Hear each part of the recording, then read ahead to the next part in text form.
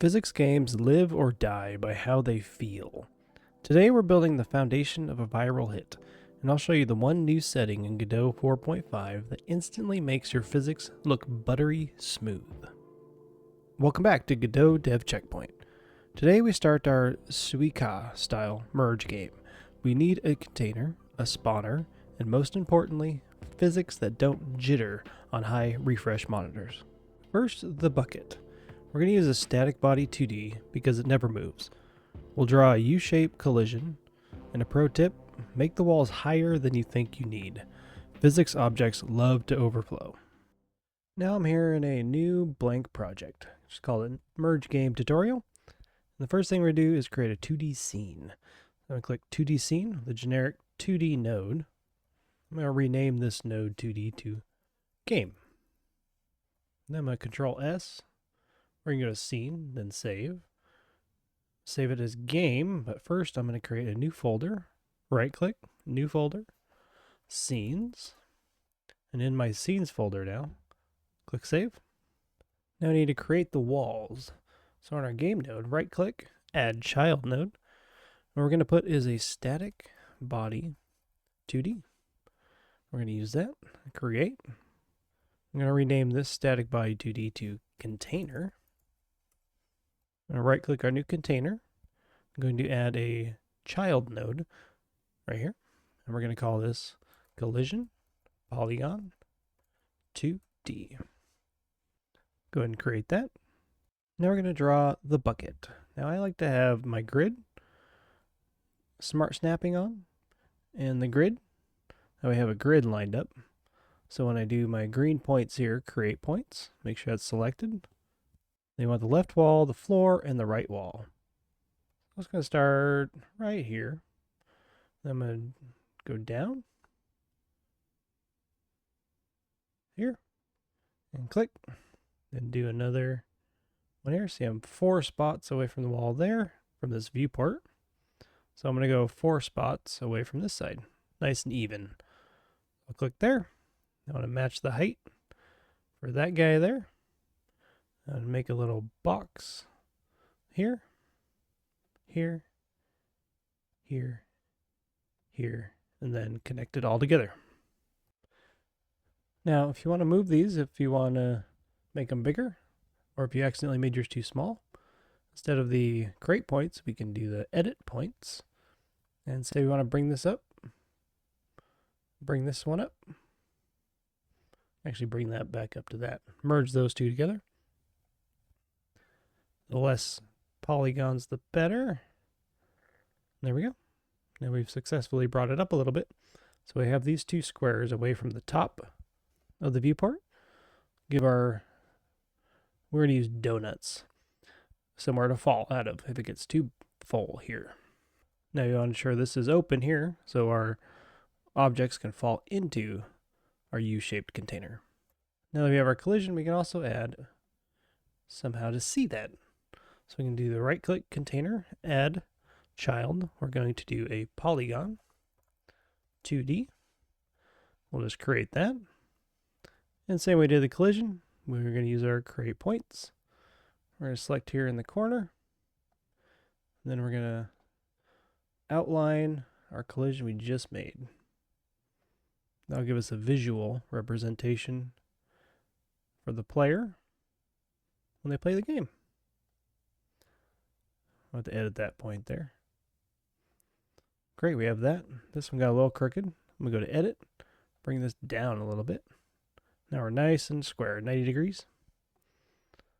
All right, going to Control S to save that. Now that we have our box to carry things in. Now you've reached your first checkpoint. Now before we drop anything, we need to fix a classic Godot issue, physics jitter.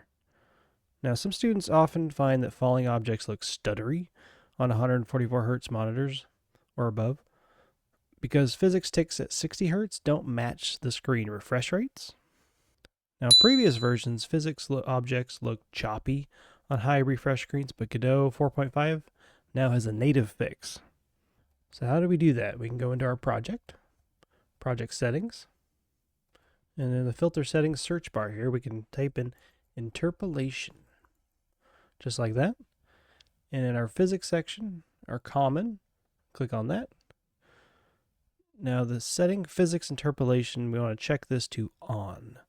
Now this automatically smooths out rigid body movement rendering without you needing to write any code. So we'll check this on. Now enabling this, what it's going to do is going to decouple the visual transform from the physics tick, which makes falling objects look perfectly smooth without changing any code. Go ahead and close that. All right, now for what I'm going to use is the donut. Now it's going to be a rigid body 2D. By default, gravity pulls down instantly. We need to tweak the physics material to make it bouncy, but not too bouncy. Now let's create, well, the donut scene. Let me go to scene, new scene. And we're going to use is the other node. We're going to search for rigid body 2D right there and create. I'm going to rename this to donut _1.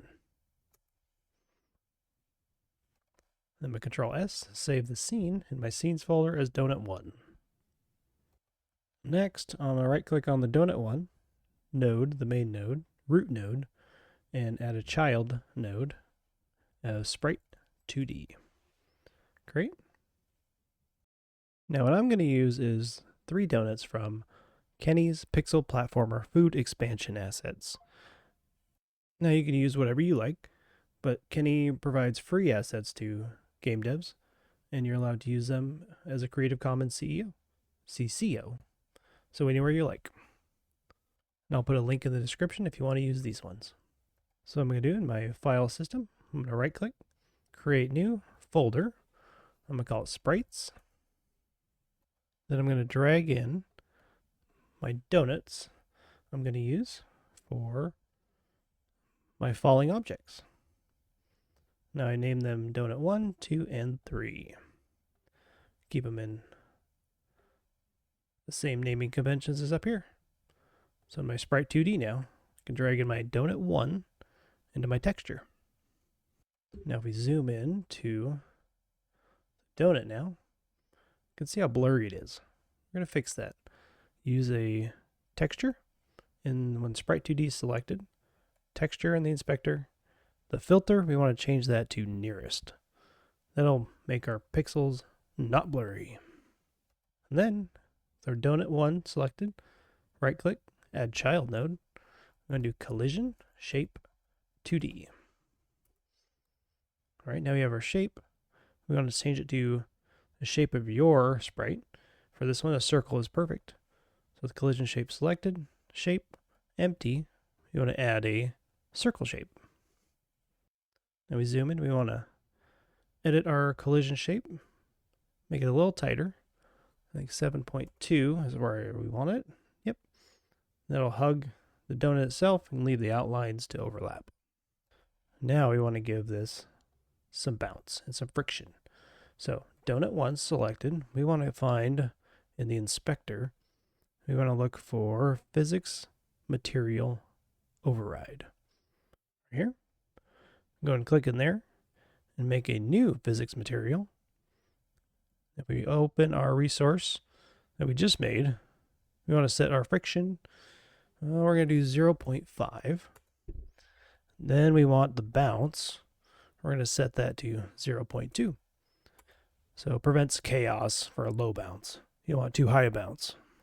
And you want some friction, so it doesn't slide forever. You want it to stop eventually. So here's the trick.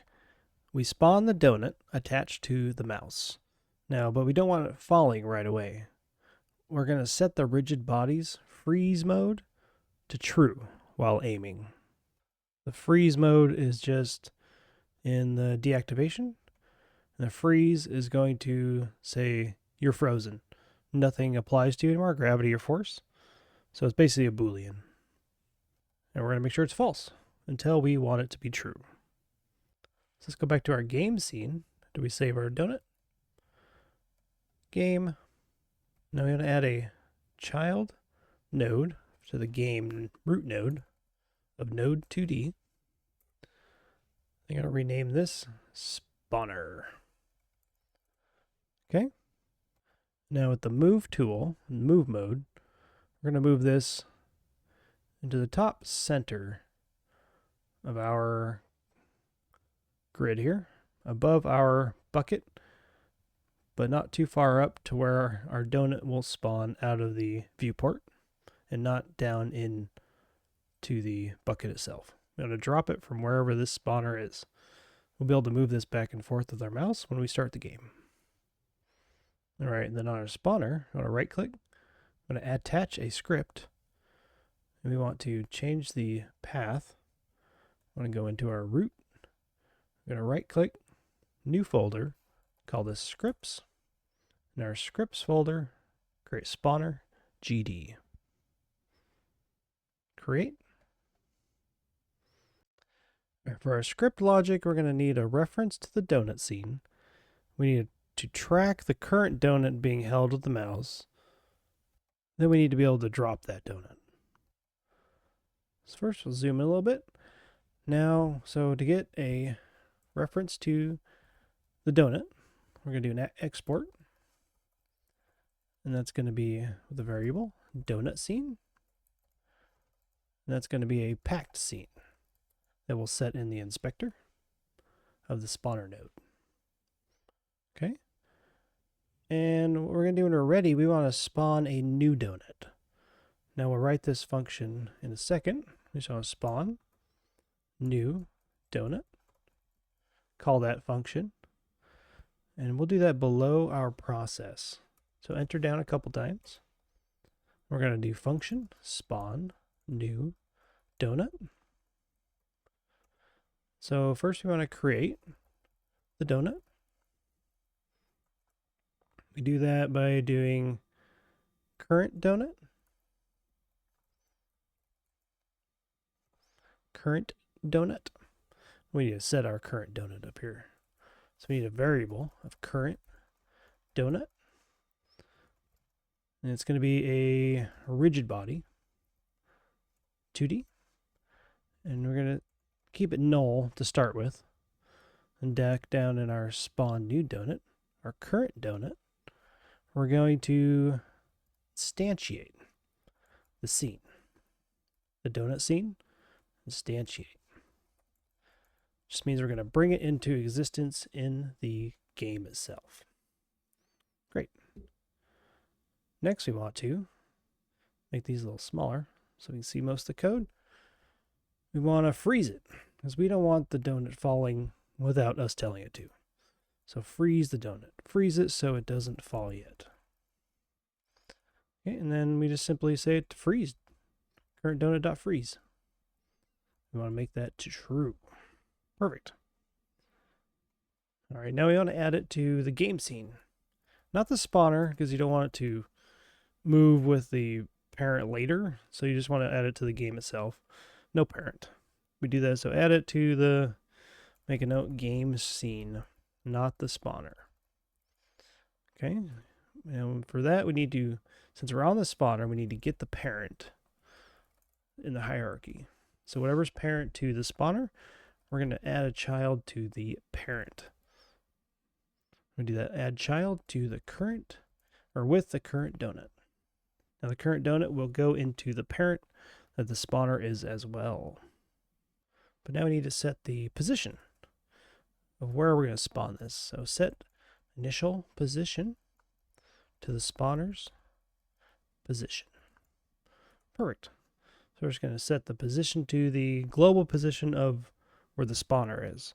So wherever the spawner is, that's where we're going to have our donut. So current donut, global position, that's where we want it. We're going to set that to the global position of whatever this script is attached to, which is the spawner. Awesome. So now we have that. What we can dive into now is the process function. Now, for the process one, we need to get the donut to follow the mouse. We're going to clamp it to the mouse. That's what we're going to do. But we're only going to do that if we know that the current donut is frozen and it's not null. So we need to do a null check. So if current donut exists, So not null, and the current donut is frozen. So is freeze equal to true? Well, then we're going to follow the mouse on the x-axis. Okay, so need to get the mouse. We'll put the mouse in a variable, the mouse x anyway. That's all we care about. We'll want the donut going left and right, not up and down. So our mouse x is going to be get global mouse position right there. And we want dot x. All right, now that we have our mouse x position, we can follow the mouse on the x-axis with the donut. But we also want to clamp it so it doesn't get outside the bounds of the x positions. And how we do that? Well, we're going to clamp the donut so it stays inside the walls of the viewport. And for this, if you change your resolution, you're going to want to adjust the numbers to your screen width. And by default, up here, if you check the project settings, project settings, the default viewport width is in the display, window, and viewport width, 1152. So we just don't want to go beyond that or below that, or below 0 basically. So how do we do that? All we have to do is we're going to set clamp on the mouse X we just got here. So we're going to clamp that to say what we're clamping, mouse X for the donut. Then we don't want to go less than 50.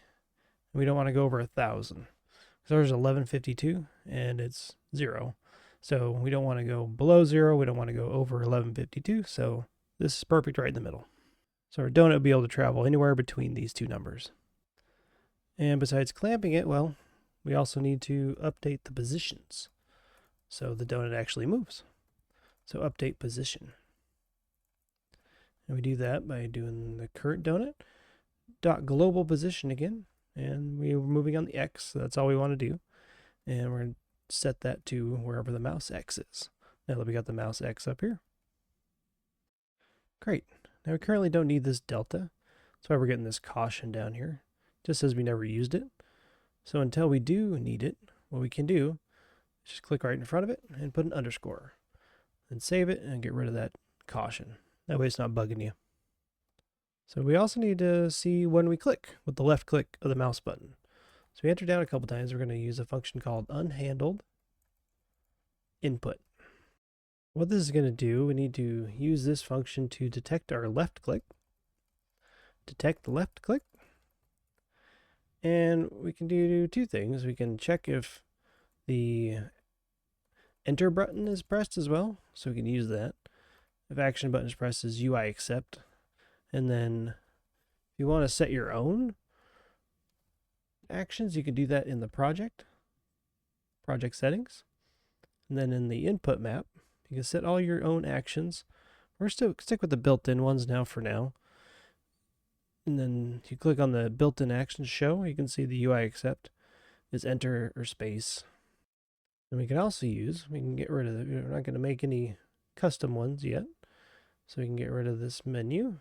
We can use the UI accept, or we can use the event that strictly detects input event mouse button.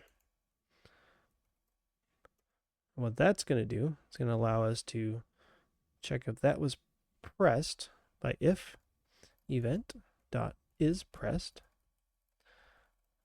So, and we make sure our donut's not null. So we actually have a donut. If you want to see what something does specifically, you can hold down Control and click on anything with the underline. So we click on Input Event Mouse Button. Now this represents a mouse button being pressed or released. So this will allow us to call a function with just clicking in the window of the game. And what we need to do after that is detected, if our current donut is not null, we're going to go into this if statement and drop the donut. So we'll write this function in a second. Drop donut. And right below that, we're going to drop the donut. We'll enter down a couple times, write a new function called drop donut. And in order to drop it, we need to, first of all, unfreeze it so the gravity applies to it again. So unfreeze to let gravity take over. And it's out of our hands. So we just do that by simply doing the current donut dot freeze is false. And then we want to get rid of our current donut. So we want to replace that with the next one that's going to pop up. So make that null. We also don't want it to happen instantly. So we want to wait. So wait a moment before spawning the next one. So what that's going to do is it's going to await as long as we want it to with the keyword await. It's like a coroutine. So await get tree. Can't have the tree if you don't get the tree, and then create the timer. We're going to set that for 1 second. And then we're going to time out for that 1 second. And then, after that 1 second's gone, then we want to spawn the new donut. That way it's not instant, and there's some time without a donut at the top. So we save that. You can do File, Save, or Control S works. We need to set up the scene now. So in the donut scene here, we need to bring that into the game. With the script we just wrote, we have a donut scene in the inspector. When we're in our game scene, and we're going to take this donut here and add it to the spawner. So in our scenes folder, you have your donut one. Click and drag right there. Now it knows which donut to spawn. Now at this point we can give it a test. Go to your 2D, make sure you're in your game scene, save. We're going to run current scene.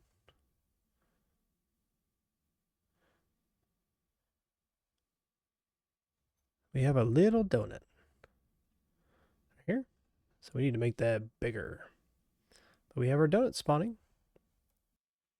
All right, let's make our donut a little bigger here. So go back to our donut scene. We can go to our sprite 2D and our collision shape. We can select those both. What we're going to do is go to our transform. We're going to change the scale to 10. There we go. Now we got a bigger donut. Save that. Let's give the game one more test. In your game scene, run current scene, and then click our mouse up here. There we are. Here's our donut. Now we can drop. They bounce off each other. There we go. It's a little more reasonable of a size for testing. We can fill all the way up. Now you reached your second checkpoint here. Now Godot builds the scene tree from the bottom up. Now when spawner underscore ready runs, the parent node game is still technically busy initializing its children. So trying to add another child to game right here while it's still setting up, well, if it's still setting up the spawner, it causes the engine to lock up and throw an error. For those that noticed our error down here, when we're running the game initially, spawn new donut parent node is busy setting up its children. So it actually says what failed, why the donut didn't spawn right away, and tells you how to fix it. So since the parent node is busy setting up the children, we need to do a thing called call deferred. So back in our spawner script here, I'm going to scroll down to our spawn new donut. And then after our freeze, what we want to do is change this line here, this add child. You can see this add child failed here. Well, in order for it not to fail, we need to do a thing called call deferred. So it says we cannot use this getParent.addChild here directly during the ready stages of the game. So the getting started. So first, before we do that, before we spawn anything, we need to wait. We also can use defer. So defer the call. So it happens after the scene loads. And we can use the same line of code there, but what we do is do a call deferred. Get parent, call deferred there. And in that call deferred, we want to add child. So you call the method with a string. So we're still calling the add child. We're still doing with a string through call deferred. So it knows what to do when it can tell you that the scene is ready to be populated with things. And what we're going to use with the add child, well, this is a parameter here, add child current donut. So we're going to do the same thing, add child, and our parameter is going to be comma current donut. There we go, and that's it. And that's how we fix that. This basically just tells Godot that, hey, I know you're busy right now. Finish what you're doing, and then add this child at the very start of the next idle frame after you're done. By changing this, well, you're ensuring that the game node is fully finished initializing the spawner before the spawner asks to hold the donut. If we give this another try, back in our game here, spawner needs to be saved. Click save, game, run current scene, and then there's no more errors and our donut spawns right away. Exit, try that again. There we go, there we go. You can see our X maybe a little too far to the left here, but stops here. So we could actually bring this over a little bit, but for now it's fine. See how the donut stops there, but overlaps there. We want to stop around here. So we can adjust our mouse X settings to where the donut follows, but for now, we're good. And just like that, we have a core loop.